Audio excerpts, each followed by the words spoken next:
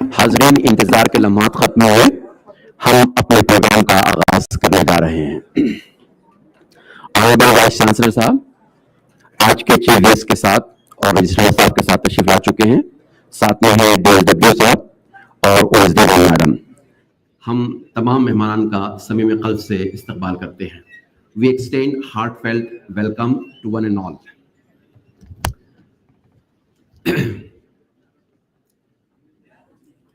آپ سبھی کا صمیم قلب سے استقبال ہے۔ آج مولانا آزاد نیشنل اردو یونیورسٹی میں نیشنل ایجوکیشن ڈے کے موقع سے اور آزاد تقاریب کے اختتامی جلسے کے بطور ہم یہاں پر جمع ہوئے ہیں۔ حاضرین، ہم اپنے پروگرام کا آغاز تلاوت کلام پاک سے کریں گے۔ خرد کو مائل پرواز کر رہا ہوں میں، جنون شوق کو آزاد کر رہا ہوں میں، الہی میری عقیدت کی آبرو رکھنا، تیرے نام سے آغاز کر رہا ہوں میں۔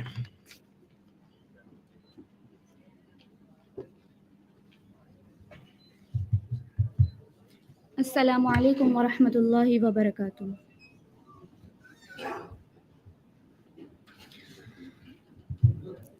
اعوذ باللہ من الشیطان الرجیم،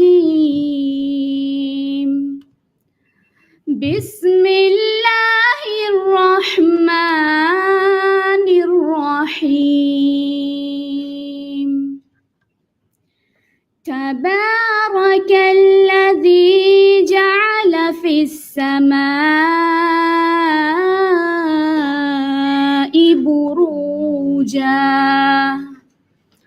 بروجا وجعل فیہا سراجا وقمرا منیرا،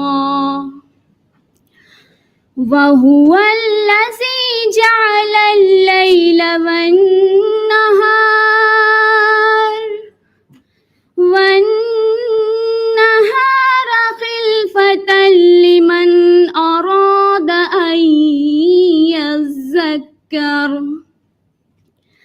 أَن يَذَّكَّرَ أَوْ أَرَادَ شُكُورًا۔ وعباد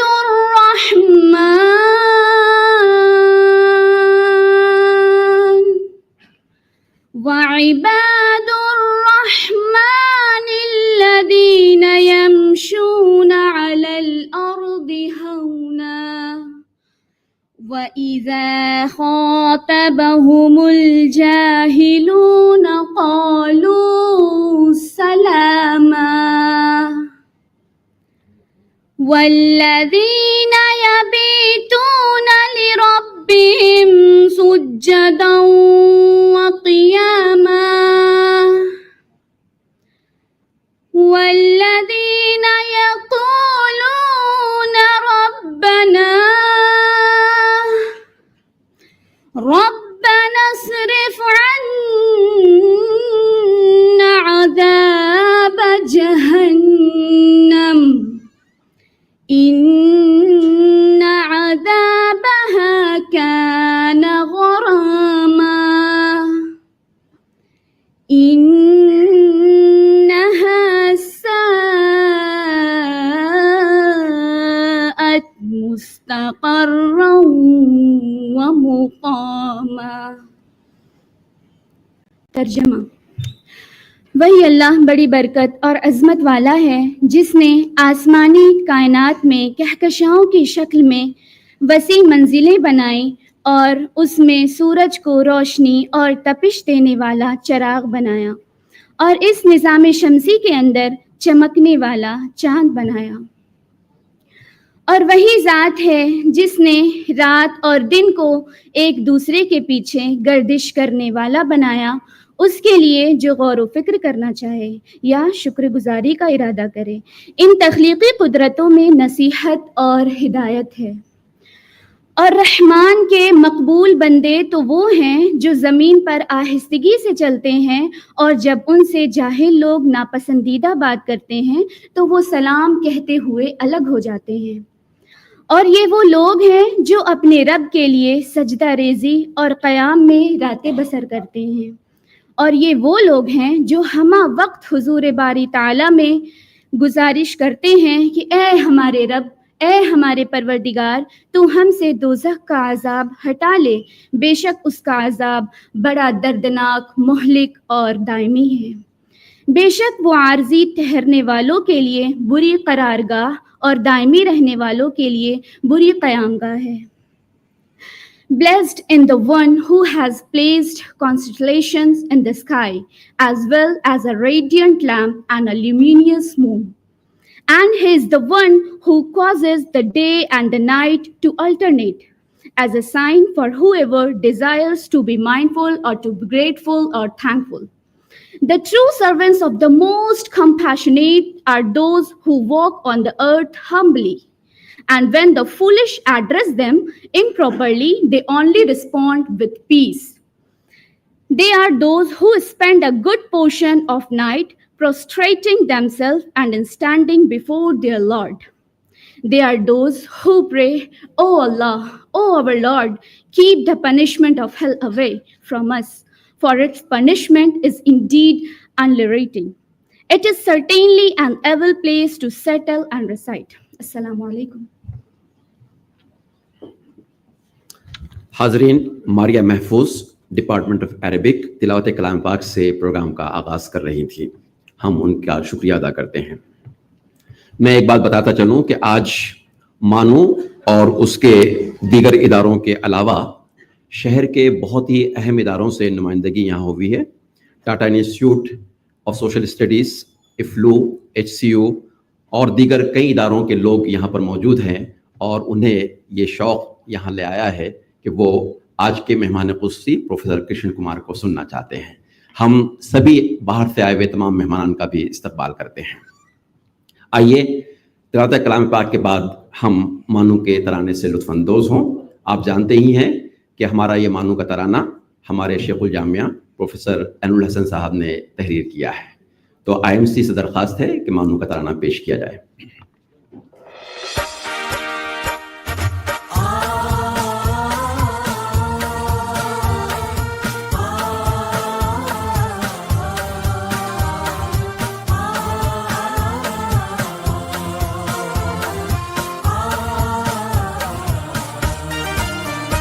یہ باب شہر علم ہے اردو زبان کا، یہ باب شہر علم ہے اردو زبان کا۔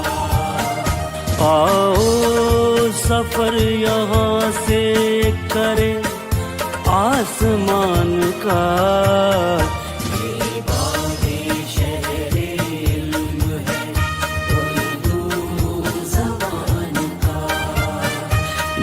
باب شہر علم ہے اردو زبان کا۔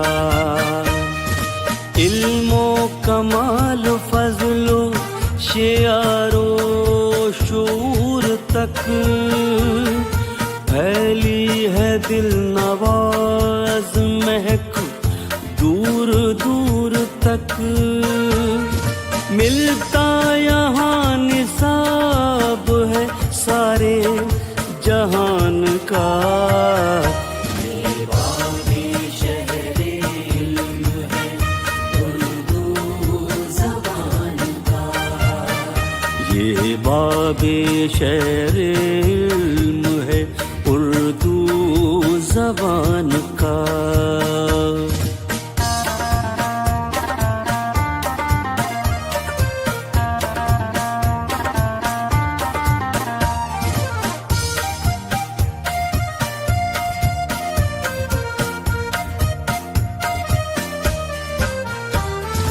ہر نقش و رنگ و بو سے کرو اپنی گفتگو،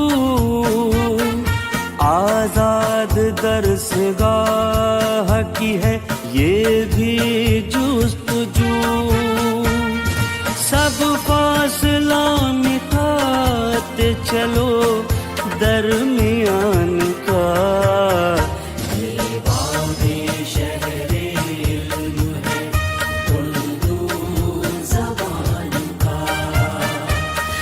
باب شہر علم ہے اردو زبان کا.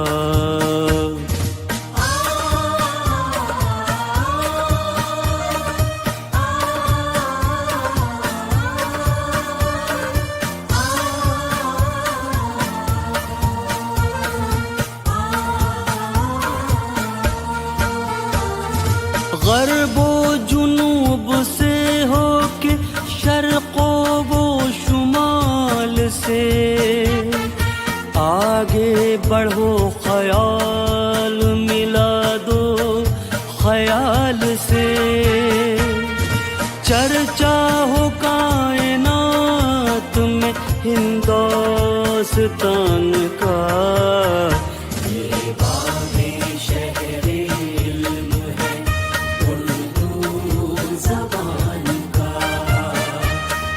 باب شہر علم ہے اردو زبان کا.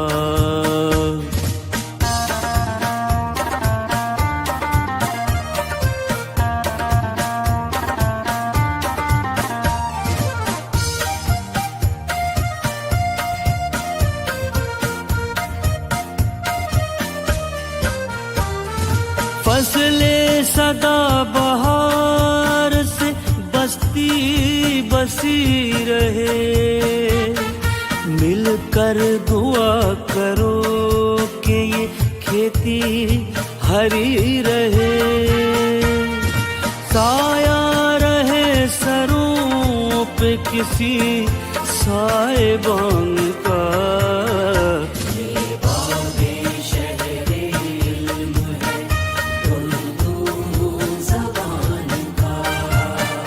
آؤ سفر یہاں سے کرے آسمان کا.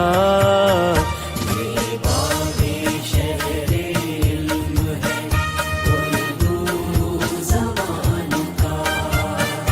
یہ باب شہر علم ہے اردو زبان کا.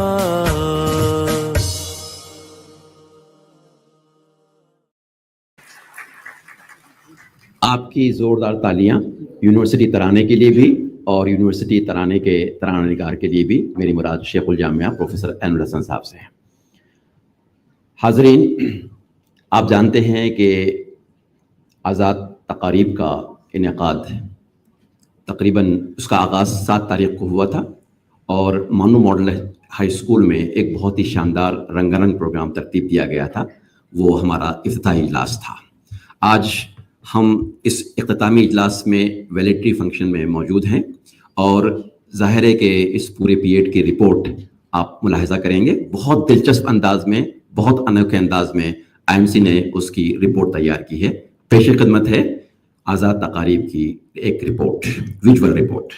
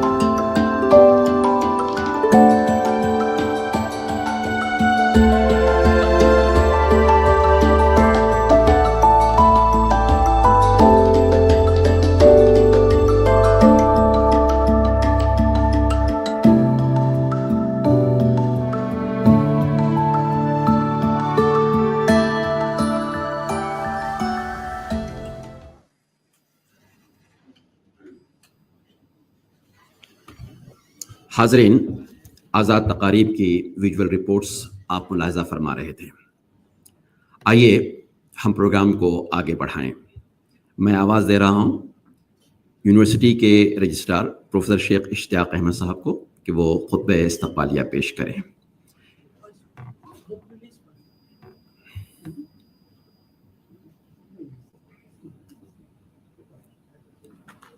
उठ के अब बज़्म जहां का और ही अंदाज है, मशरिक़ व मग़रिब में तेरे दौर का आगाज़ है। Professor Ishtiaq Ahmed. Thank you very much. Very good morning to all of you. Ladies and gentlemen, our faculty members and students and dignitaries on dais, Professor Syed Ainul Hassan, respected Honorable Vice Chancellor, Maulana Azad National Urdu University, our guest of honor, Padam Shri Professor Krishan Kumar ji, Professor Sagufta Sahin, Professor Siddiqui Muhammad Mahmood, and Professor Ali Mashraf Jaisi. Indeed, it's a great occasion today. All of us have gathered to celebrate Azad Day. Why this Azad Day? This celebration is very, very important in the life of Maulana Azad National Urdu University. We all know that commitment of Maulana Abul Kalam Azad had been very important in shaping the national policy soon after the independence. And we have seen that, reaffirming his commitment and his dedication, his contribution for the education and the scientific development of the nation.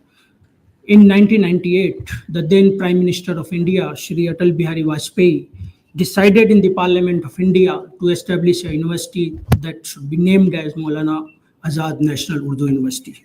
I am happy that we all are part of this great university, and day and night, university is working in the direction of progressing, taking leads in the field of education. We are very much part and parcel of national education policy, and our campuses are established all across the country, and the future of the nation as far as the education is concerned, our teachers are the torch bearer of all those policies and planning we are trying to enforce at the national level.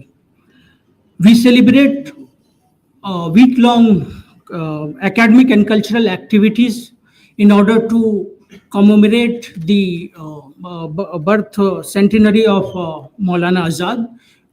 Today I came across in the newspaper that a big celebration is going on where the Chief Minister and the Minister Kishan Reddy Sahib, people from different walks of the lives are celebrating this day. Many, academies like Urdu academies and different institutions are participating. It can be said that all throughout the India celebration are going on. Maulana Abul Kalam Azad is being remembered as educationist, as a freedom fighter, as a scientist, and many more things. He was the cultural ambassador, best cultural ambassador of India as far as his contribution to shaping the policies, educational policy and cultural policies goes away. Today, on this occasion, we have invited Professor Kishan Kumarji. He will speak on a very important topic. And I, on behalf of the Honorable Vice Chancellor and the entire MANUU fraternity, welcome you all to this celebration and to this special lecture. Some prominent academicians from different universities and colleges and institutions, especially in Hyderabad, have joined with us. I welcome you all on behalf of the university. Let us explore the relevance of Maulana Azad in higher education with Professor Kishan Kumar. Thank you very much. Thank you, Registrar Sir, Professor Sheikh Ishtiaq Ahmed Sahab, for your wonderful welcome address. हाज़रीन, ज़ोरदार तालियों के साथ इस इस्तक़बालिया खुतबे के लिए तालियां बजाएं, उनका इस्तकबाल करें, और साथ ही साथ अकमल हुदा जिन्होंने हम तमाम के लिए विजुअल रिपोर्ट तैयार की थी, उनके लिए एक बार ज़ोरदार तालियां। ये MCJ के तालिब इल्म हैं। अब 2 किताबों की रस्म इजरा यहाँ रखी गई है। मैं चाहूँगा कि प्रोफेसर SM अजीज़ुद्दीन साहब और प्रोफेसर सैयद इम्तियाज़ हसनैन साहब यहाँ तशरीफ़ लाएँ। उनकी किताबों की रस्म इजरा मुअज़्ज़ज़ मेहमानान के हाथों अमल में आएगी। प्रोफेसर SM अजीज़ुद्दीन साहब, प्रोफेसर सैयद इम्तियाज़ हसनैन साहब यहाँ तशरीफ़ लाएँ। रूफिया किताबें लेकर आएंगी और तमाम मुअज़्ज़िज़ीन से दरख्वास्त है कि इन किताबों की रस्म इजरा अमल में लाई जाए।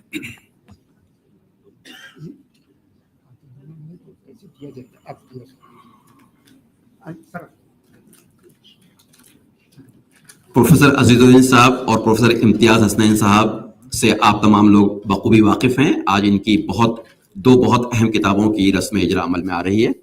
प्रोफेसर कृष्ण कुमार और प्रोफेसर एनुल हसन साहब के हाथों तमाम मुअज़्ज़िज़ीन इसमें शिरकत कर रहे हैं। ज़ोरदार तालियां आपके मुंतज़िर हैं।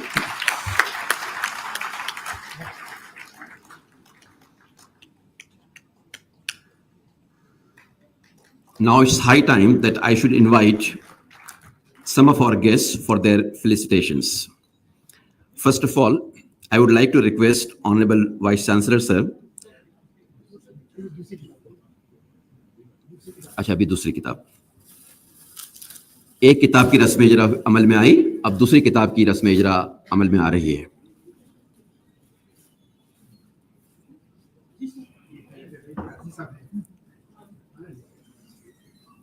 دونوں مصنفین یہاں اسٹیج پر موجود ہیں، پروفیسر امتیاز حسنین صاحب، پروفیسر عزیز الدین صاحب.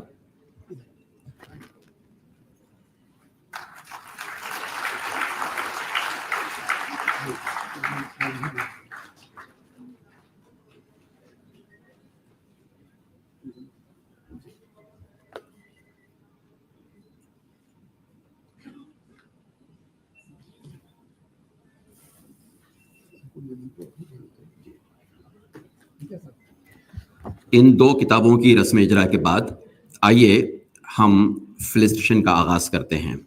میں آنریبل وائس چانسلر پروفیسر سید عین الحسن صاحب سے درخواست کرتا ہوں کہ وہ آج کے مہمان خصوصی پروفیسر کرشن کمار کا استقبال کریں.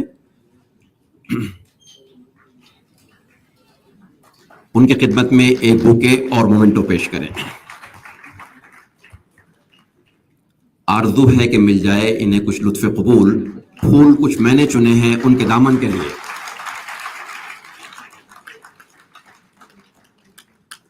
مہمان خصوصی پروفیسر کرشن کمار کا استقبال کیا گیا.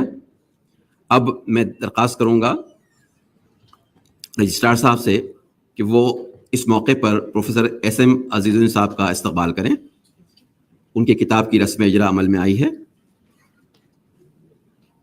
رجسٹرار پروفیسر اشتیاق احمد صاحب فیلسٹریٹ کریں گے پروفیسر ایس ایم عزیز الدین صاحب کو.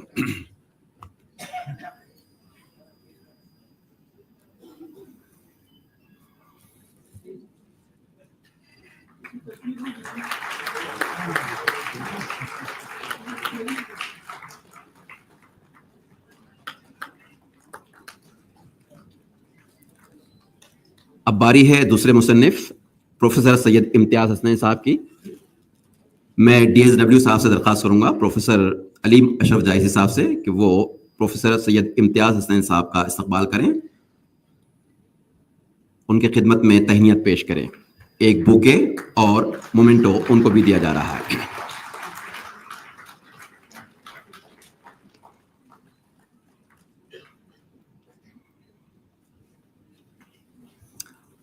حاضرین، اس موقع پر ہمارے ساتھ دو بہت ہی اہم صحافی موجود ہیں اور ہمارے پی آر آفس کے اس وقت انچارج سروری صاحب سے میں درخواست کروں گا کہ دونوں مہمانان کو یہاں ڈائز پر لے کر آئیں.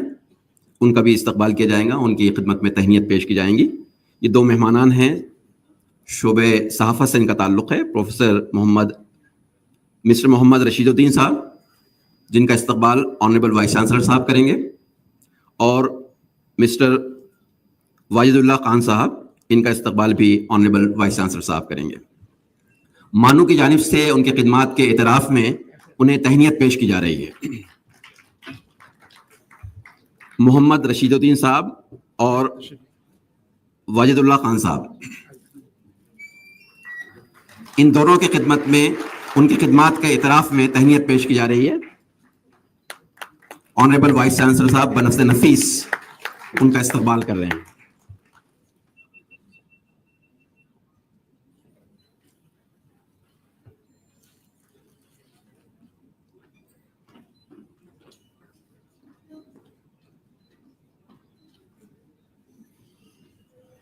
پیارو صاحب نہیں ہیں یہاں.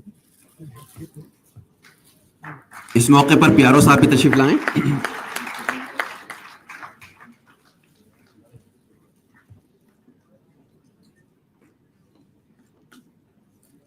بہت بہت شکریہ سر. مجلس انتظامی چاہتی ہے کہ اس موقع پر ہمارے وائس چانسلر صاحب، رجسٹرار صاحب اور ڈی ایس ڈبلیو صاحب کا بھی استقبال کریں، بلکہ او ایس ڈی 1 میڈم کا بھی استقبال کریں. میں ڈی ایس ڈبلیو پروفیسر علیم اشرف جائزی صاحب سے درخواست کرتا ہوں کہ تینوں کی خدمات میں بوکے پیش کریں. پروفیسر علیم اشرف جائزی صاحب یہ بوکے پیش کریں گے سب سے پہلے آنریبل وائس چانسلر صاحب کی خدمت میں.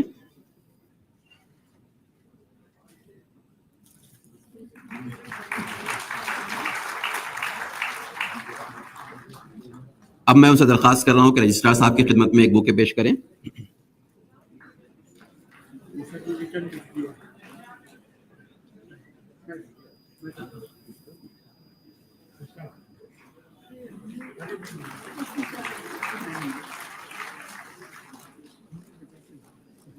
अब प्रोफेसर अली मशरफ जाहिद साहब से दरख्वास्त है कि OSD1 प्रोफेसर शगुफ्ता शाही मैडम की खिदमत में बुके पेश करें।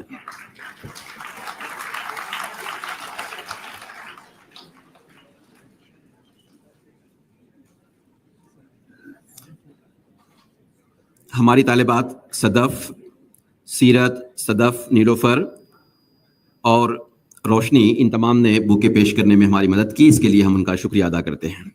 आइए प्रोग्राम को हम आगे बढ़ाएं। मैं दरख्वास्त करूंगा बहुत ही अदब और एहतराम के साथ OSD1 प्रोफेसर शगुफ्ता शाही मैडम से कि आज के मेहमान खुसूसी का तारुफ पेश करें।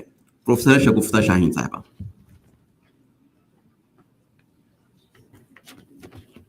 I feel honored to introduce the speaker of today's momentous occasion. It's very appropriate that we have who's considered the doyen of education to address us on this National Education Day. Professor Krishna Kumar is an Indian intellectual and academic noted for his writings on the sociology and history of education. He has taught educational theory at the Central Institute of Education, University of Delhi from 81 to 2016 and has served as the director of the National Council of Educational Research and Training from 2004 to 2010. As a teacher and bilingual writer, he has developed an aesthetic of pedagogy that aspires to mitigate violence.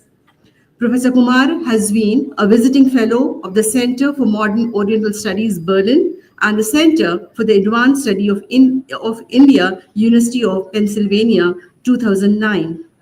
In 2011, he was awarded an honorary D.Litt in education by the Institute of Education, University of London, and is a recipient of the Padma Shri Award.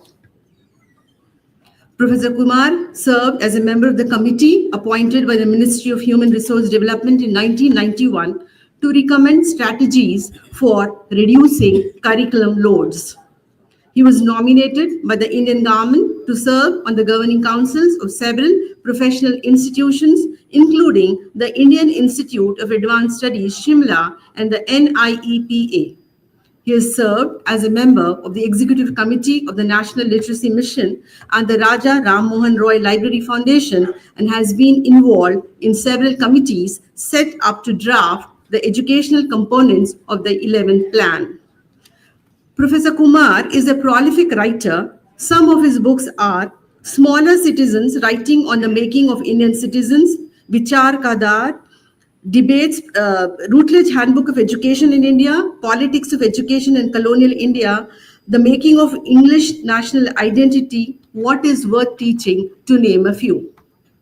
Thank You Gandhi is his recent book published by Penguin Viking in 2024, which is a unique blend of fiction and non-fiction, past and present social commentary that takes readers into a liminal space beyond the confines of genre. He has also taught a course on peace education, an interest he developed during his work as a Jawaharlal Nehru Fellow on comparative study of history textbooks used in the schools of India and Pakistan. Professor Kumar is a regular columnist for the Indian Express as well. I welcome you, sir, to deliver the National Education Day address of Maulana Azad National Urdu University. Thank you. Thank you, madam, for the wonderful introduction of our chief guest, Professor Krishna Kumar. मैं बगैर किसी तमहीद के आज के मेहमान खुसूसी professor Krishna Kumar को दावत देता हूं कि वो आज का यादगारी खुतबा पेश फरमाएं।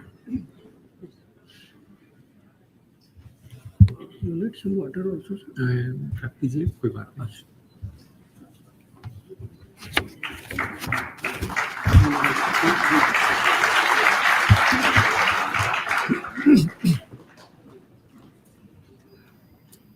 Vice Chancellor Professor Hassan, distinguished colleagues on the dais, colleagues of Maulana Azad National Urdu University, guest colleagues from other institutions of Hyderabad, students, friends.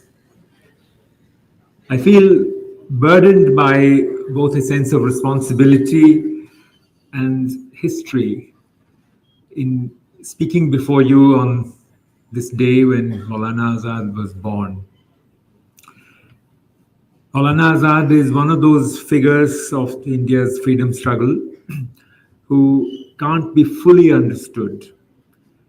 Along with Iqbal, Azad gives us a vision which no human being could have realized within a lifetime. It's a universal vision for humanity and not just change, as we normally talk about in the context of great leaders.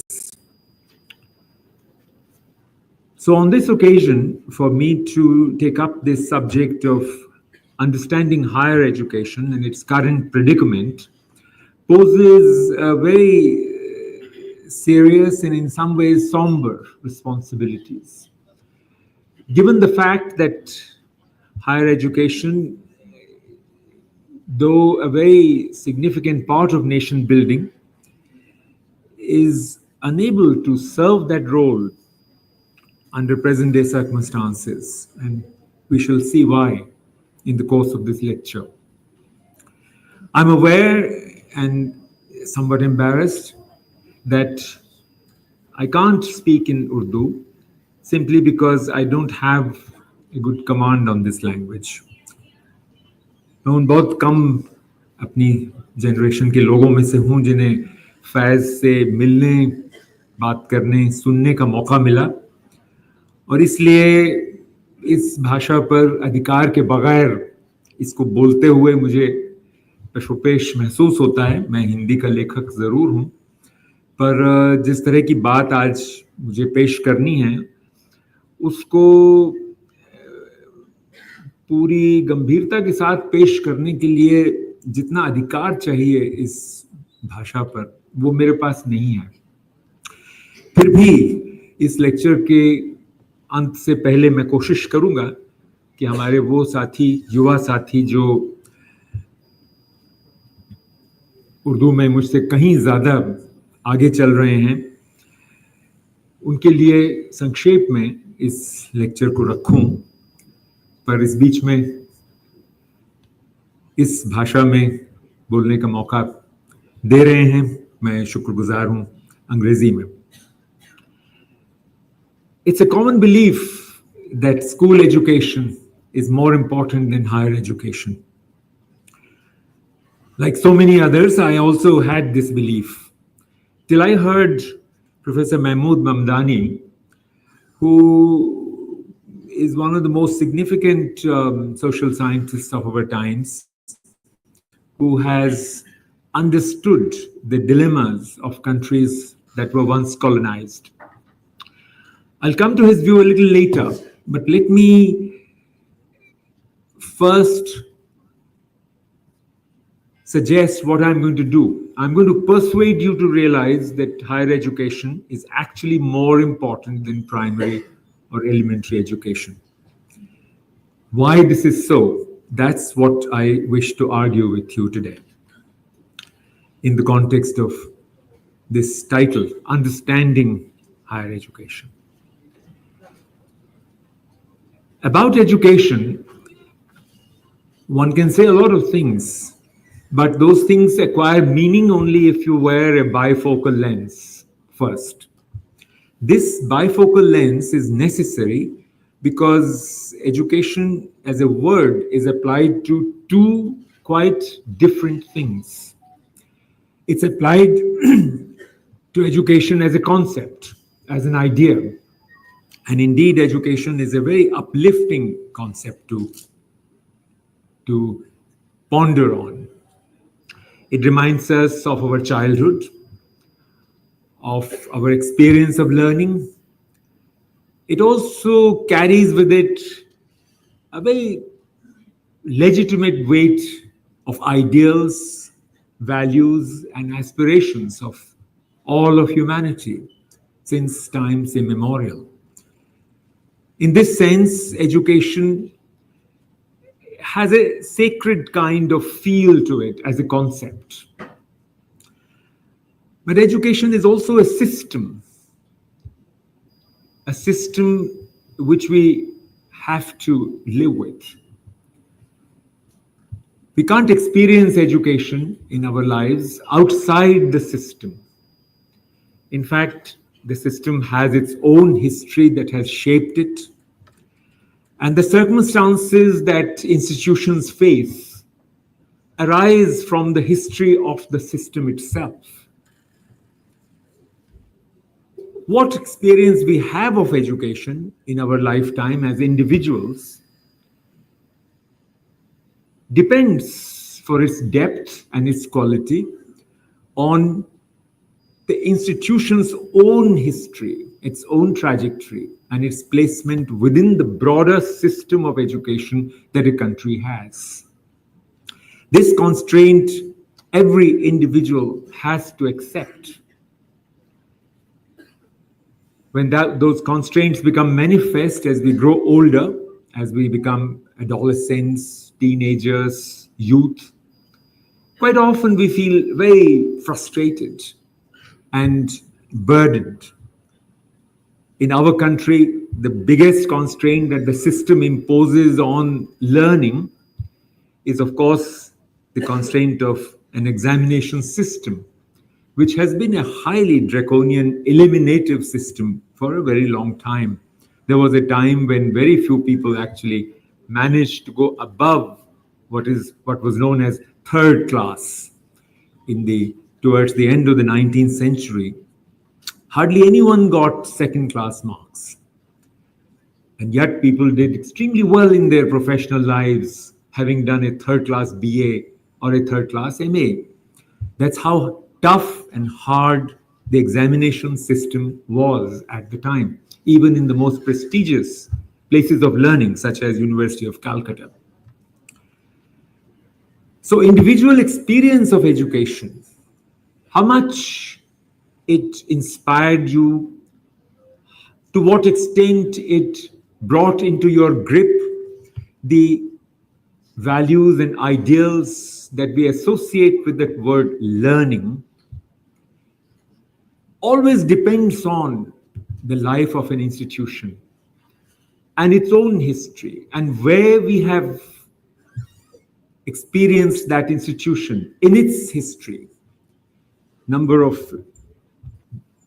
distinguished colleagues today here are from an institution known as Jawaharlal Nehru University, where they went to attend classes for their master's PhD programs during the late 70s, 80s, even the 90s. But we all know that Nehru University is not the same now. A student who is experiencing Jawaharlal Nehru University today will consider the stories of our colleagues of today who are in their 60s and 70s as legends or as myths that they won't believe in easily when they talk about their experience of the university to their children or grandchildren. Institutions like the Nehru University are going through their own historical transition. The larger system is also going through its own historical transition. And our job is to understand it, to see what that transition is, what it implies.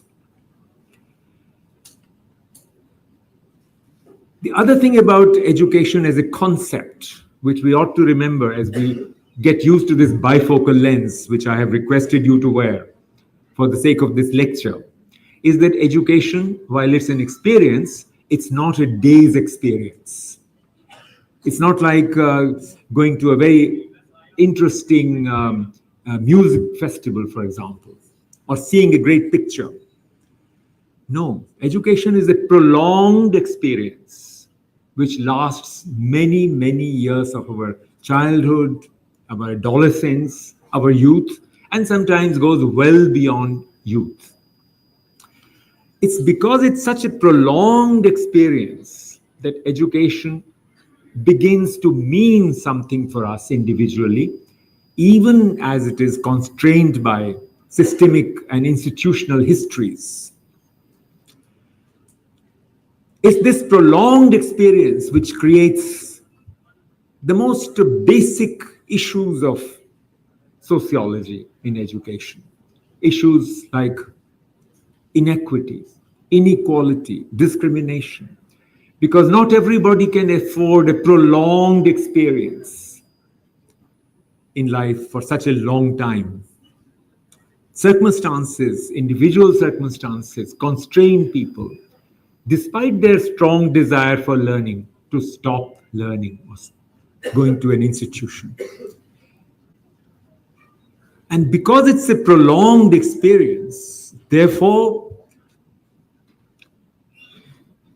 higher education, which we acquire at the peak of this prolonged experience, after so many years at school, from primary to secondary and so on, it's because of that the word higher education is really a bit of a misnomer.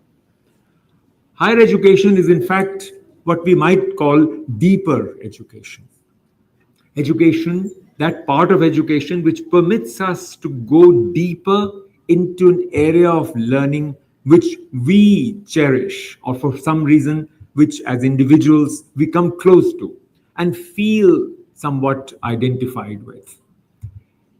That kind of psychological necessity permits us to continue a process which is otherwise quite a struggle, both in terms of maintaining that struggle at enormous expenditure, and also the pain of hard work, learning, and remaining uncertain till the very end whether something will come out of it in terms of how we will live our lives. It's this aspect of higher education which one must keep in mind even as now we take the next step in this argument. If we all remember, how did and when did somebody's class suddenly acquired a brilliant kind of moment for us? At what point did we suddenly feel struck that I now understand this? A mathematical problem suddenly becomes clear. Or looking at the rising sun acquires a certain deeper meaning because we understand where the sun is coming from. Or some other way in which history strikes us. We learn what was 1857, how was it different from 1957.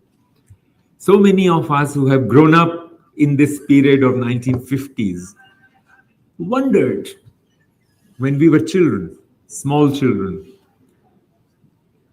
did the rebellion take place just a few years ago? And then somebody explained to us what that 100-year gap was. What did it mean between 1857 and 1957? Who was that person? Such a person who somehow struck a chord with us as a child or as an adolescent was a teacher. And I can bet, no matter at what age that teacher taught you, when you were in nursery or in primary or in higher secondary, I can bet that teacher had gone to a good college. Now that condition is very interesting because, of course, for a long time in our country, you could become a teacher after doing simply class 8. There are many states even today where you can get a primary teacher's job after matriculation. This was true during British days. It's still true in some states. But that doesn't mean that the nature of college and university education did not affect that teacher who started teaching after matriculate.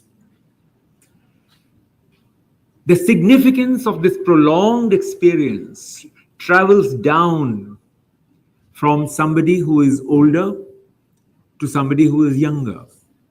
And if a person had gone to a good institution of higher learning, his or her impact and legacy will be felt by many whom that person taught in earlier stages of education as a system. That is why it's very, very important to understand that higher education lies at the heart of the system. Mahmood Mamdani's phrase was, in a lecture which I heard once several years ago, his phrase was, higher education is the strategic heart of the education system. Why heart? Because blood flows from that heart, blood called knowledge. And second thing, that all teachers, no matter what stage they teach in, are born in higher education institutions. So if you have a nursery teacher who understands children and is able to maintain a regime in a nursery or kindergarten which kindles curiosity, which takes you forward towards the world of learning with energy, you can bet that that nursery teacher had gone to a good college, or that somebody who taught her had gone to a good college where she learnt child psychology, and therefore can today handle children without oppressing them, which is itself a very rare phenomenon in our country. So in that sense, friends, higher education is more significant for maintenance and growth of a system than school education. School education depends on higher education to give it good teachers who not only know a subject, who understand it and who are excited about it in a way that they can pass on that excitement to children and the future generations. It's in that sense that I'm arguing today that when higher education falls on bad days, it develops the capacity to destroy school education as well, because that's where teachers come from. Now to the predicament that I wish to speak about. What is a predicament? It's more than a crisis. Predicament arises from decisions taken which then cost us later. A crisis is predicated on certain decisions taken. And in that sense, we need to ponder today, what does higher education depend on for its existence, its maintenance, its growth, its ability to serve the purposes for which it offers that prolonged experience to those who can afford it or those who enjoy it? How do we explain that role of higher education?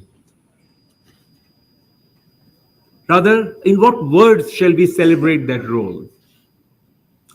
If one were to choose a phrase, I will depend on the Panchtantra for a very useful description of this matter. Panchtantra is a classic of educational and pedagogic theory of ancient times, and it offers us a perspective sometimes, even though it's often steeped in what is popularly known as kind of Machiavellian politics, which of course is part of it, but that's not the only thing in it. Panchtantra has 5 cycles, and it's the second cycle, how to form friends, how to maintain friends and alliances, how to bring people together.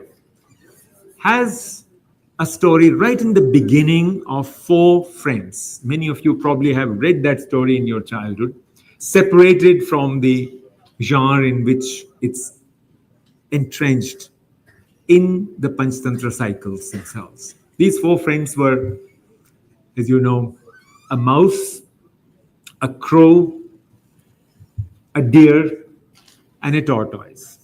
इन 4 दोस्तों की कहानी आपको शायद याद भी होगी, जो कि पंचतंत्र में आती है. Once they had become friends, the Panchtantra says the following, and I'm now quoting a translation done by Professor Olivelle of a statement made in that story. From that time onwards, that is, from the time that they became friends, from that time onwards, after they had eaten whatever they wanted, at noon, they used to gather under the shade of a large tree and turn their minds to exploring various branches of learning. In this manner, they spent the time in mutual affection. Both the manner in which these four friends spent their time and the character which their friendship acquired are important in this quotation from the Panchtantra. These four friends spent their daily noon time exploring various branches of learning. One way to explore it those days was to discuss what had been enshrined in certain proverbs and sayings by great teachers of the past. And they used to discuss why this proverb is limited or why it's wrong, some other proverb is better, and so on. These discussions are part of the Panchtantra. But the idea that they did it in mutual affection is something that is quite striking as you go through that line. Higher education is all about friendships formed in the course of pursuing knowledge. These are not friendships by chance or friendships born out of kinship. No, these are friendships in which knowledge places its stamp, especially if knowledge is pursued as a journey of exploration, which is what the Panchtantra quotation says. In mutual affection, not in competition, and not in fear or distrust. If you look at the history of any institution that you are very familiar with, which has survived for several decades or a long time, then perhaps we can take the next step into understanding the main arguments I'm going to make today. We are blessed here in this hall with being part of a young university in an old historic city. This city itself has a very old university where I had a good privilege of spending 2 months some 50 years ago. That university today is not what it was once. And if you begin to think about it, you think you are listening to the story of almost any university in the country, which was set up during the early part of the 20th century or in the early days of India's independence. For me, the familiar university in that sense is my own university, Sagar, or my college, which was affiliated to that university, a college in Tikamgarh, Madhya Pradesh. You know, the history of higher education in India is the history actually not of just those universities which the British set up, but it's also a history of what it can be best called Mufassil colleges. There are some more than 35,000 today, and many of them are now seen as a problem by hastily written policy documents and in panel discussions. And some of the commissions of the recent past have criticized Mufassil colleges. In fact, the idea of an affiliated college is often seen as a burden on the system and on a university. But for those of us who had the privilege of attending a flourishing Mufassil college, you can get at least a sense of history, if nothing else. I know exactly which year my college began to decay. It was a college which had a great library. In fact, I saw my first foreign journals in my undergraduate college in Tikamgarh. I learned my subjects from original books, not textbooks, in that college library. When did it begin its journey downwards? If you ask me to date that moment, I can date it. And actually, many historians of modern India have found that date very interesting because that's a date of many other changes in our country and our society. 1968 in my case, but from 1967 onwards, many new things began to happen. And I can also attribute the change that occurred in that college in my final year there to just one thing, which will remind you perhaps of many institutions of higher learning in India and their history of decay. That one thing was an inappropriate appointment. An inappropriate appointment of a principal. That's where the journey downwards began. And as years went by, many other things contributed to that river of decay. Financial constraints developed very rapidly during the late 70s, early 80s.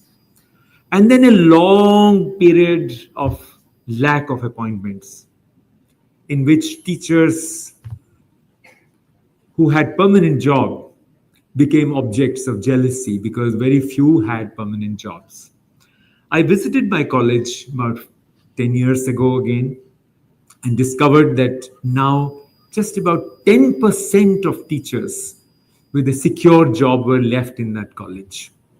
And about 56 teachers had what is now widely known in India, ad hoc appointments. This terminology didn't exist during the 1970s, but from the 1990s onwards, it acquired wide currency. And shortage of staff is what is now believed to be a very common phenomenon. This shortage of staff itself has led to a predicament that when you do ultimately fill up a vacancy after a gap of 15 years or 20 years, if you are lucky enough to still have that position, that it hasn't been now closed, then you discover, if you begin to fill it up as a vice chancellor or as a director or principal after a gap of 20 years, you are inundated with applications. You get hundreds of applications for one position.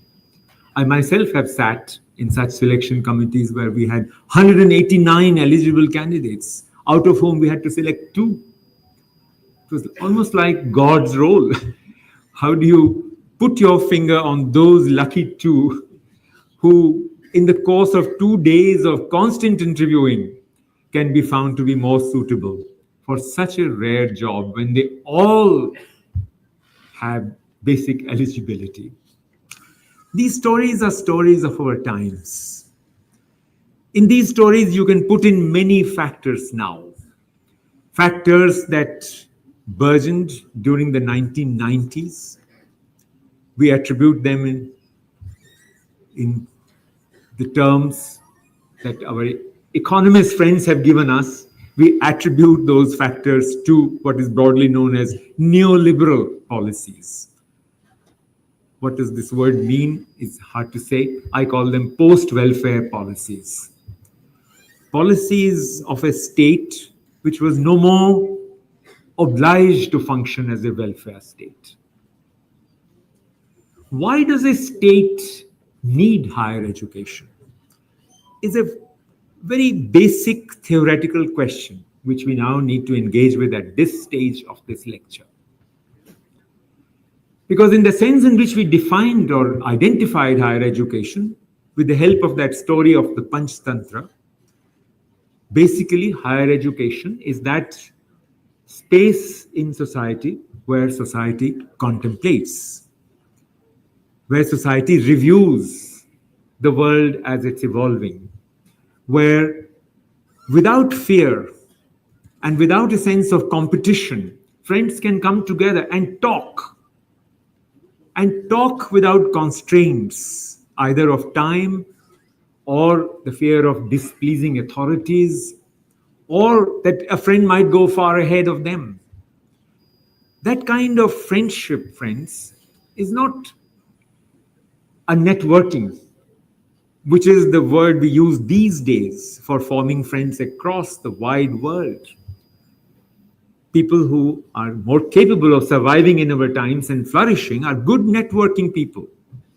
They form networks. But network is not an alliance. Network is not a sign of a community of people formed in the pursuit of knowledge. Now, why does a state need a contemplative space? That's a very significant question to understand why the state once maintained that contemplative space and gradually withdrew and handed over the maintenance of that contemplative space to programs that on the one hand can be called self-financing programs. They call it a student pays for his learning, or hand it over to the corporates who say, no, if there are people to buy education, why can't we sell it? Contemplative space was a necessity of a state which had done away with the shackles of colonial rule and was looking towards creating a somewhat different society from what existed around in the world. A space where the state will maintain the cost of this endless session of talking. The cost of discourse, the state was willing to maintain. And the state was not eager. At the time we are talking about the 1950s and early 60s, the state was not at all eager to clamp down on the freedom to think and the freedom to say what occurs to you. In fact, that was the heart of the training which teachers expected to provide, if they were good teachers, to their students at the time we are talking about. But that contemplative space began to shrink from the early 70s onwards. My first experience, I was a teacher in those days in Delhi University, in one of the colleges, and that also I can date. When did that space began to look a somewhat fearful space, where you felt maybe I shouldn't talk like this to that person, because that person may misuse this information or might say to somebody else who matters more that so-and-so was talking like that. I can date that moment. Perhaps many of you can also guess that moment. It came in the mid-1970s, when Delhi University and many other universities began to shrink as institutions of learning where freedom from fear and freedom from financial shrinking was ensured. It was the 1975 June that you began to feel it, and by September of that year, as the emergency regime proceeded forward, as young teachers, we could feel it, that if you want to talk to somebody freely about anything, take that person home. Don't discuss it in the cafeteria. That's the first time I experienced that. And as, of course, the emergency was withdrawn after some time, but what had once set in as a possible culture began to seep in. 1980s, 1990s, which saw the advent of a new kind of economy. In fact, a very new kind of political economy in a wider sense. Those years deepened this culture. And this culture lies at the heart of almost any case history of institutional decay of an old institution that once flourished and now is no more in that state. You visit Agra College, you visit Meerut College. These are not the cities now that we associate with higher learning, but once they were. And many other institutions around the country will give you a taste of that. That's a very important taste to have in these days. Our colleagues in management faculties tell you it's not a good idea to entertain such somber thoughts. One should move forward with energy and no regret. I wish our management colleagues had taken a course with Professor Romila Thapar or Satish Deshpande. They would have learned that history has its own value, because history makes us not just capable of understanding the past, but it also makes us more human, in the sense that we can now deal with the full range of our emotions, from happiness to grief. And if the contemplative space is shrinking, we can take a second look at those decisions which have led to its shrinkage. The partition between private and public universities is also a phenomenon of that decade of 1990s, which is today visible in a full growth form in almost any part of the country. The costs of private university education have shot up to about 4 million rupees, 40 lakh rupees for a BA degree. In the isolated, protected environment of a private university, you can afford. There, you can perhaps still have the luxury of a good library. Otherwise, libraries too have shrunk. Any good publisher will tell you that now most libraries of public universities don't have the funds to buy books, which of course are more expensive today, let alone import books. Even books published in India are difficult to buy. And therefore, the publishing industry is facing the heat of the decay of higher education in India. Several other similar factors are contributing to this phenomenon of a loss of community. A community depends on a face-to-face opportunity to discuss, to meet, to feel the warmth of somebody's company. Perhaps you can guess where that space has gone. That space has gone into social media. Modern technology has a lot to account for the decline of higher education in many societies across the world. The first critique of it was actually made by an American sociologist, Alfred Noble, who wrote a book called Digital Diploma Mills, in which he looked at the kind of degrees and diplomas that one could acquire without ever meeting a teacher. Today, we are used to the idea of what we call distance learning, where you don't need to be in the company of a teacher.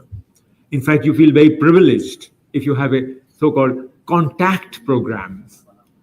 It's like, a matrimonial occasion that you finally meet your teacher for at least a week or 2 weeks and feel, thank God, at least I know who he is or she is. Yes, it has become normal, something which previous generations could not have imagined has now gotten normalized. What used to look like absurd or a kind of a fantasy or a nightmare today looks normal. And then, as if that was not enough, and friends, please don't take me as a critic of either distance education or of distance technology. I'm not. But it's my duty to pursue the truth of institutional decay and what factors led to it. Even great institutions like IGNOU have today gone wild with their attempt to reach out to not just thousands, lakhs, but millions and maintain them through this digital oppression which they exercise. You listen to any IGNOU program, and since I'm a teacher, I still listen to those programs, even though I'm not an IGNOU diploma aspirant. And one thing that really bothers me is the amount of time the university expects you to spend watching the screen, lest some new circular has come. Many people who are serving in higher positions in present-day universities, in fact, watch the screen anyhow, because even the UGC keeps changing its circulars all the time. And you never know which version is in. It's like 2G, 3G, 5G. Similarly, University Grants Commission thinks twice, thrice, and then changes the curriculum, or the rules of eligibility, or the year in which you should have done your PhD, if you want to avoid net, and so on and so forth. The digital world has overtaken us as a system. And somebody who is entering that system today cannot expect the same experience, even if that person is not in a distance program, but in a what they call it face-to-face program, which itself is very funny to my ears. We don't look at the face of our teacher, although I do know that faces have become interesting, but we relate to the teacher. Teaching is fundamentally not simply a knowledge, let alone skill-based occupation. This word skill is part of the present-day narrative of reform. And it makes us forget that teaching is not a skill, nor is it entirely about knowledge. Then what's it about? Friends, teaching is a relational activity. That's what distinguishes it from all other modern professions. That a teacher becomes somebody worth remembering after decades of your life have passed because he tried to relate to you. Somebody who worried about you, who bothers about you, and is available to you any time in the day or night. On a moment like this, I simply cannot resist remembering my late teacher, Professor Mallikarjunan, who was originally from Andhra, but taught us in Sagar. On a winter night, when he had taught us something during the day, I was trying to revise what he had taught that day. And it was about 10:30, bitter cold of December, when I realized that there was something I couldn't figure out. What is it that he had said? My notes didn't indicate, and what I was reading didn't come across to me.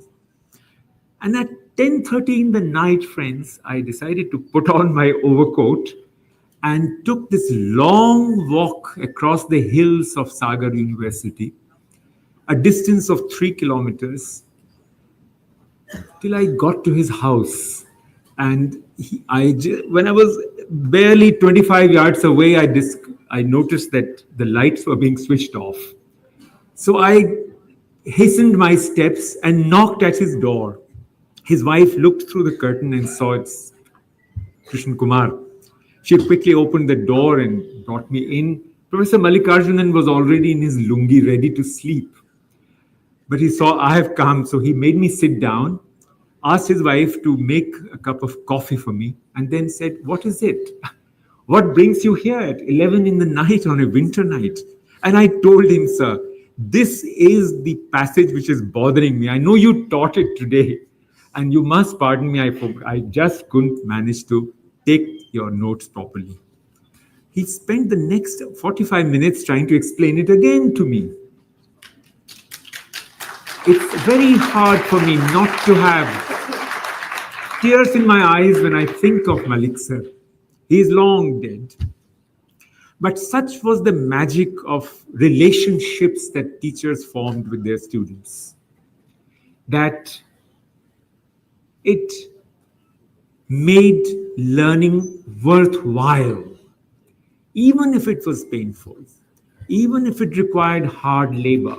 and sometimes it required financial sacrifices of your parents. That world has been replaced today by a world of distrust, of lack of any possibility of feeling that we are together. We are fellow travelers on a long journey in which we will renew our acquaintance with familiar concepts again and again because they excite us for no other reason. We are in the MCQ age of education. What is the MCQ today? That has become now the norm for admitting students across the country. The centralized university eligibility test uses the MCQ pattern to find students for distribution in different universities. They say it's a progressive step. It's a step to make India one nation. What does that step mean? It means that the university has lost today its absolutely basic and last shred of its autonomy to choose its students. This use of the word autonomy today makes very little sense. The Buddha had the choice of his disciples. He could turn down a person who was otherwise very eager to learn from him, but he would send him to somebody else. For a university, a modern university across the world, even today, outside South Asia, in fact, outside India, admission freedom is part of autonomy. And yet, even that has gone away for various reasons. If the university is to be maintained as a contemplative space today, we have to begin the review somewhere. Education Minister from 1971 to 77, Professor Nurul Hasan, in one of his convocation addresses, described India's universities at that time, in that segment of history, as the lamps which are still burning and giving us light in an ocean of darkness. I'm not particularly fond of that metaphor, I must tell you. But now when those lamps too are getting extinguished one by one, I have begun to respect Professor Nurul Hasan's metaphor. That it's important to remember that universities do serve a role.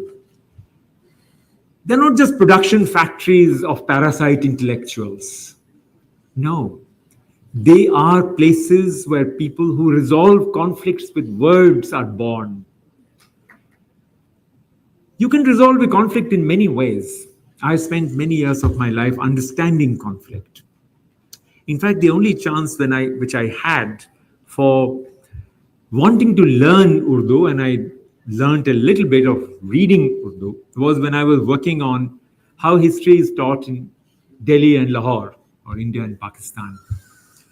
And at that time, I discovered what a deep language Urdu is, that I would have to be reborn in order to master Urdu. And I gave up.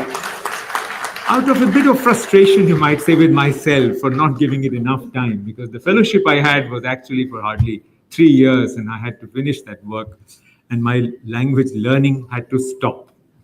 I had to take help from colleagues to be able to read and tell me what the depths of those words were and the nuances in which Urdu can use words. In Hindi, we call it Vyanjana. Urdu's Vyanjana goes deeper and deeper as years pass. As your life passes, you listen to more levels of meaning in the same phrase that somebody had used many years ago when you were a child. Very few languages have that capacity to remain with you for such a long time. So today, if we were to not just commiserate or lament the loss of the contemplative space that the university system provided, we must exercise our right to review anything with freedom. Friends, that is the real legacy of Maulana Abul Kalam Azad, the legacy of freedom. It's not just freedom as a struggle against foreign rule. It's also a legacy of exercise of freedom in our life, in our little context as individuals. If we don't have the freedom to review decisions made at a rapid pace in our own system, where shall we use that freedom? And freedom also, like any other value, requires practice. If you don't practice freedom, you lose it. That, to my mind, is perhaps the best way to remember Maulana Azad today. That in our own field, in our own system, which he assiduously built in its formative years when he was the education minister after independence till he died 1958.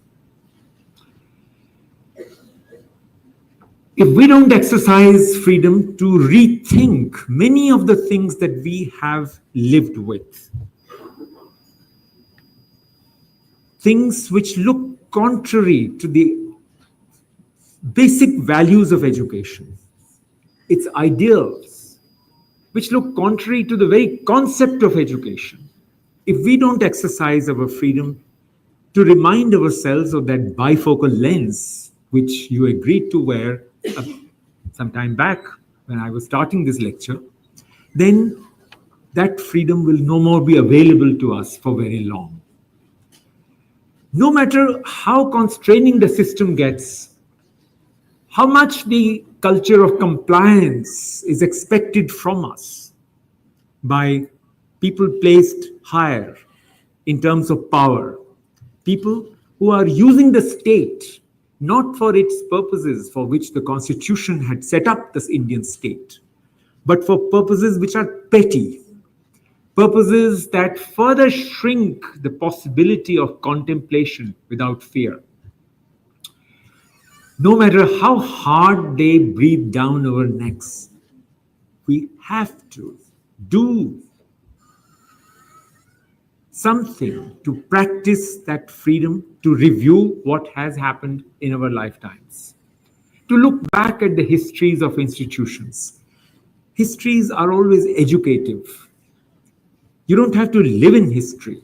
You don't have to feel nostalgic about your college or about good old JNU days.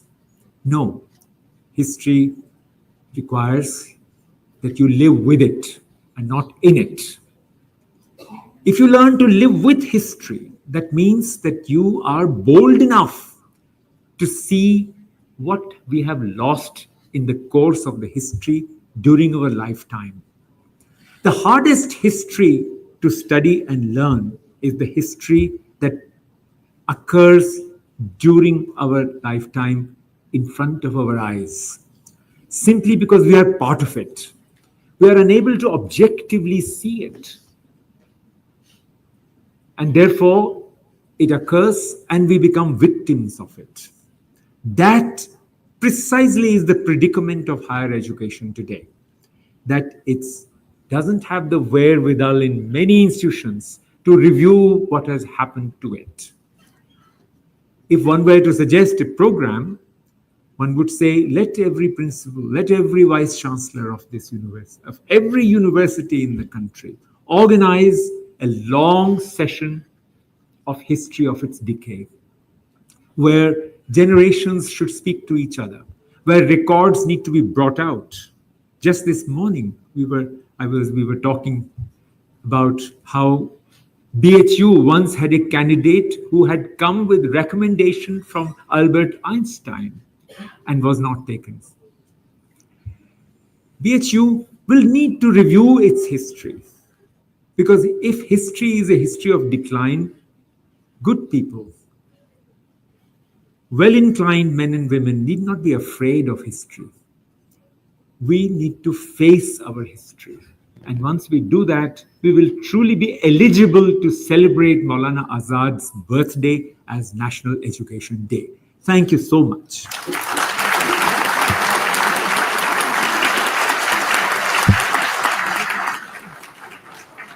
चंद लफ्जों में मैं इस lecture की छोटे में आपके सामने प्रस्तुति करूंगा। मैंने आज का खास कह लीजिए मुख्य तर्क यही दिया कि जो ऊंची तालीम है, किसी इल्म को और गहरे समझने की जो का मौका देती है, वो स्कूल की शिक्षा से ज्यादा महत्वपूर्ण होती है। क्यों? क्योंकि स्कूल में पढ़ाने वाले टीचर्स तो वहीं से आते हैं, और अगर कोई टीचर किसी अच्छे कॉलेज या यूनिवर्सिटी में पढ़ा हो तो उसकी छाया नीचे तक दिखाई देती है, नर्सरी में, प्राइमरी में, हर लेवल पर दिखाई देती है। इसलिए ये जो हमारे दिमाग में चलता है कि स्कूल की एजुकेशन पर हायर एजुकेशन निर्भर है, दरअसल इसका उल्टा सच है। ये मैंने प्रोफेसर महमूद मेमदानी के एक लेक्चर में जाना था बहुत साल पहले और आपके सामने पेश किया। दूसरी खास बात मैंने जो यहाँ पर रखी आपके सामने वो ये थी कि हायर एजुकेशन की इंस्टीट्यूशंस एक तरह की जगह हैं जहाँ आराम से बात हो सकती है, जल्दबाजी में बात नहीं होती, जल्दबाजी में आप किसी चीज की गहराई में नहीं जाते। तो जल्दबाजी एक तो बातचीत की दुश्मन होती है, और दूसरी डर कि कोई मुझसे आगे निकल जाएगा, उसको ज्यादा समझ में आ जाएगा तो वो पहले इंटरव्यू में सिलेक्ट हो जाएगा। ये डर कभी तालीम के लिए अच्छा नहीं होता, क्योंकि कोई भी शिक्षा हो किसी भी स्तर की, अंत में वो दोस्ती बनाती है, एक तरह का समुदाय बनाती है, इकट्ठा करती है हमको। इसलिए नहीं कि हम एक दूसरे से किसी रिश्तेदारी में जुड़े हैं या हम हमारे दिमाग में इस किस्म के विश्वास हैं, इसलिए क्योंकि हम किसी चीज को समझने के लिए साथ साथ चल रहे हैं, इसलिए वो ऐसी दोस्तियां बनाती है। ये बात मैंने पंचतंत्र की एक पुरानी कहानी से ली थी। और तीसरे हिस्से में आज के लेक्चर में मैंने इधर के सालों में, 2-4 साल नहीं, इधर के कोई 40-45 सालों में हमारी बहुत सी हायर एजुकेशन की बड़ी बड़ी इंस्टीट्यूशंस का जो गिरना शुरू हुआ, उसकी एक छोटी सी झलक देने की और लेने की कोशिश की। और इरादा यही था कि हम ऐसी हिस्ट्री को समझने, उससे रूबरू होने से घबराएं नहीं जिसमें तरक्की की जगह हम नीचे जाने लगे। हिंदी के महाकवि बच्चन ने एक लाइन लिखी थी, वो कोट करके इस तर्जुमे को भी खत्म करता हूं। कलकत्ते की ओर चले थे, पहुंचे जाकर Jaisalmer. Thank you so much.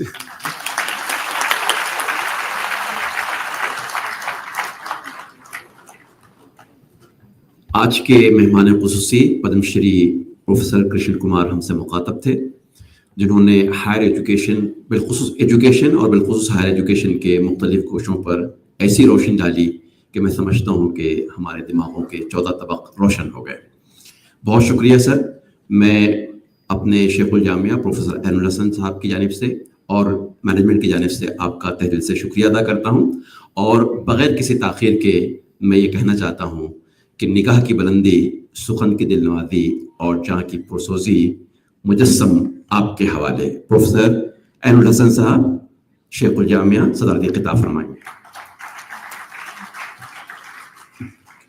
बिस्मिल्लाहिर्रहमानिर्रहीम व बिही नस्तईन। Professor Krishna Kumar, eminent scholar, educationist, Padmashri.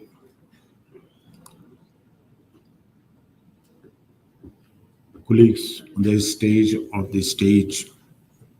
and friends, students, girls and boys. Now, it was very interesting and a learning process was on, and all of us were delighted to hear from Professor Krishna Kumar about the importance of higher education. And by now it's crystal clear that how important is higher education. You know, in Gulistan, Sadi mentioned that we learned manners from unmannerly persons. Now, to learn manners from unmannerly persons requires a process of evolution. When we evolve ourselves, when we become able to judge others' performance, then only a comparison is made. And out of that comparison, we come across that yes, this is the crux of the matter. Now, he talked about so many aspects. I particularly made references of Panchatantra. Panchatantra, you know, is a book which was translated first in Persian, and it was Vishnu Sharman, who was in Kashmir. He compiled a book by collecting stories, small stories, mostly based on animals and birds. Now, first story is about the two jackals, in fact. Kartak ko damnak, basically, and later on became Kelile wa damne. It was translated into Arabic by Ibn Muqaffa. Now, what happened, you see, the first chapter comes, 5 tantra, 5 quality, and the first chapter comes about making friends. Very difficult to make friends. And this is possible only in a higher system and a university system, where you come across number of people belonging to different walks of life. And there you evolve an understanding with each other. Then losing.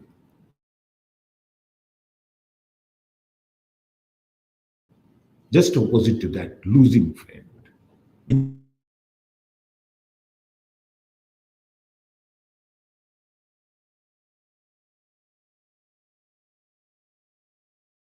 He was not consulted. It was a pain and agony he was bearing when he was not taken to the group, and what he was saying was not considered.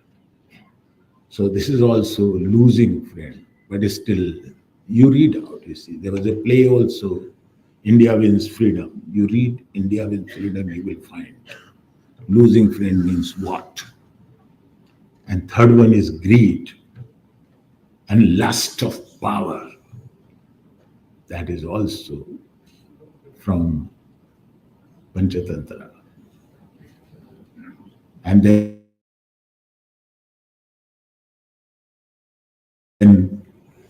fourth one is, it comes and poisons your ears and immediately you react. Don't react immediately. The system calls a review. When you review, then only you understand where the case is and how to deal with this situation. And the last one, which is the last polity, says that loss of gains. And a university system can teach you how to gain whatever you have lost. That's something, you see, I must admire Professor Krishna Kumar's references, see, because all these things happen, you know, particularly when we see entire life of Maulana Azad. So, higher education, according to him, this statement made by him, is a deeper education. It's deeper education. And the entire process, you see, taking a shape when you are shaping your persona, when you are shaping your education, then it comes. And then I know JNU. I have spent 42 years in JNU. Late 70s I joined. And left JNU in 2022. And I have seen the quality of education in JNU. And I have witnessed all topsy-turvy grounds available. I can write a book on JNU, my life, how I spent my life in JNU. But you see, again, let me remind that I don't live in history. I live with history. And that's what he wanted to suggest. बहुत अच्छी बात आपने बयान की कि यहाँ पर अब ज़माना वो आ गया है कि जो आपके घरों में चोरी करना चाहते हैं वो 2 बजे रात में फोन करते हैं और ये कहते हैं कि क्या अभी तक आप जाग रहे हैं? Now this is what we see we have fallen prey to. But anyway, once again, it was a wonderful discourse on the part of Professor Krishna Kumar. I too have so many anxieties I carry forward.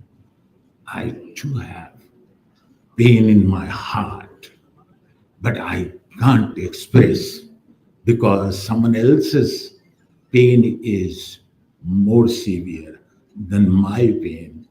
हमको किसके गम ने मारा ये कहानी फिर सही, किसने तोड़ा दिल हमारा ये कहानी फिर सही.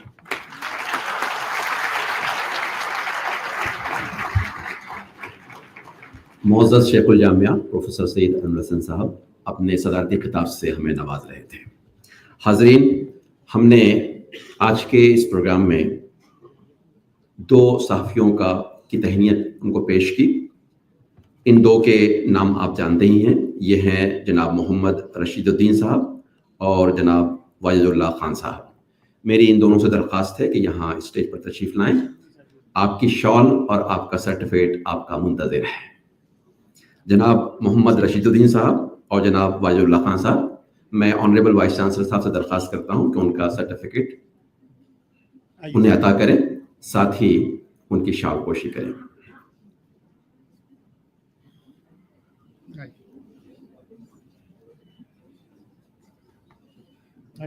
जनाब मोहम्मद रशीदुद्दीन साहब. अच्छा, जनाब वाजिदुल्लाह खान साहब यहाँ पर मौजूद हैं.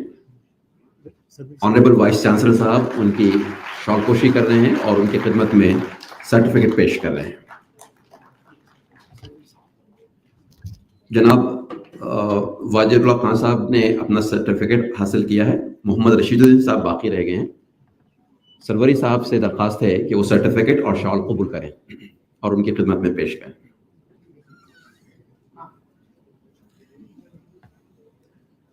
इससे पहले कि मैं इस प्रोग्राम के रूह रवां हमारे DSW प्रोफेसर सैयद अली मशरफ जाहिद साहब को इज़हार तशक्कुर के मदऊ करूं, मैं ये ऐलान करते हुए खुशी महसूस कर रहा हूं कि यहाँ पर कई इदारों के लोग मौजूद हैं जो सिर्फ प्रोफेसर कृष्ण कुमार को समाअत करने के लिए यहाँ तशरीफ़ लाए थे. हम उन तमाम का शुक्रिया अदा करते हैं और उन्होंने इस बात की ख्वाहिश का इजहार किया, बिलखुसूस Tata Institute of Social Studies के टीचर्स और स्टूडेंट्स ने, कि वो मुअज़्ज़ज़ मेहमान के साथ और शेखुल जामिया के साथ एक फ़ोटो लेना चाहते हैं. तो इज़हार तशक्कुर के बाद कौमी तराना पेश किया जाएगा और उसके बाद फ़ोटो का मौका रहेगा. मैं ये ऐलान करते हुए खुशी महसूस कर रहा हूँ. बग़ैर किसी ताख़ीर के मैं इस प्रोग्राम के रूह रवां प्रोफेसर सैयद अली मशरफ जाहिद साहब, डीन स्टूडेंट्स वेलफेयर को दावत देता हूँ, जो इस आज़ाद तकारीब के चेयरपर्सन भी हैं, कि वो इज़हार तशक्कुर पेश फरमाएं. प्रोफेसर सैयद अली मशरफ जाहिद. बहुत बहुत शुक्रिया प्रोफेसर सिद्दीकी मोहम्मद महमूद साहब. शहनशीन पे तशरीफ़ फरमा मौलाना आज़ाद नेशनल उर्दू यूनिवर्सिटी के इज़्ज़तमाब vice chancellor professor Syed Ainul Hasan साहब और आज के इस प्रोग्राम के स्पीकर पद्म श्री कृष्ण कुमार साहब, यूनिवर्सिटी के रजिस्ट्रार प्रोफेसर शेख इश्तियाक अहमद साहब, OSD 1 में प्रोफेसर शगुफ्ता और इस प्रोग्राम के मुंतज़िम प्रोफेसर सिद्दीक़ महमूद साहब, मैं डाइस पर तशरीफ़ फरमा और ऑफ द डाइस बैठने वाले अपने तमाम डिग्नेटरीज़, मेहमानों, deans, director, HODs, teaching non teaching staff, सबका दिल की गहराइयों से शुक्रिया अदा करता हूँ और उन तमाम लोगों का जिन्होंने आज़ाद डे सेलिब्रेशन के डिफरेंट प्रोग्राम्स को कामयाब बनाने में हमारी मदद की।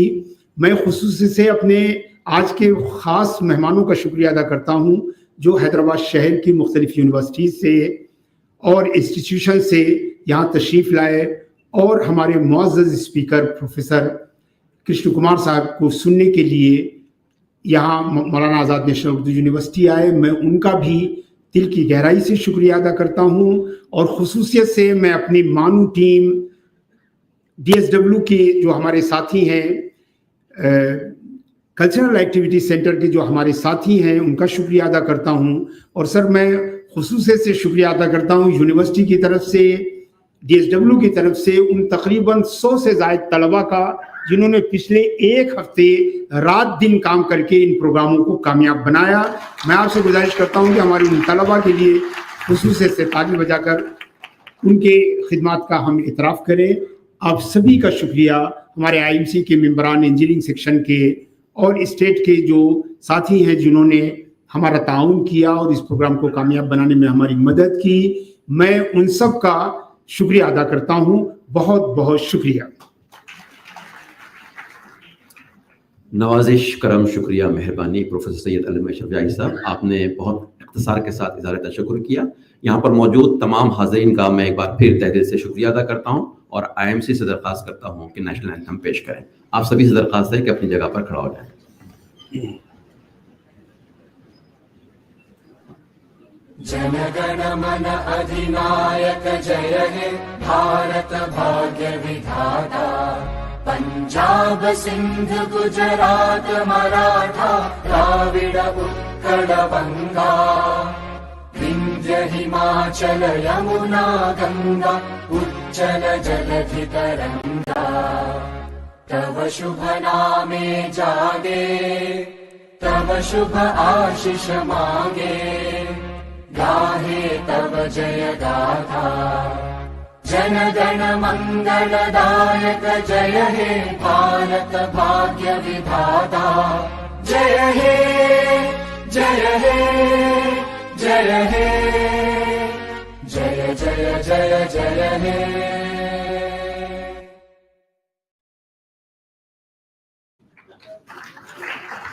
सदर इजलास की इजाज़त से प्रोग्राम के इख्तिताम का ऐलान किया जाता है। हमारे मौजूद मेहमानान जो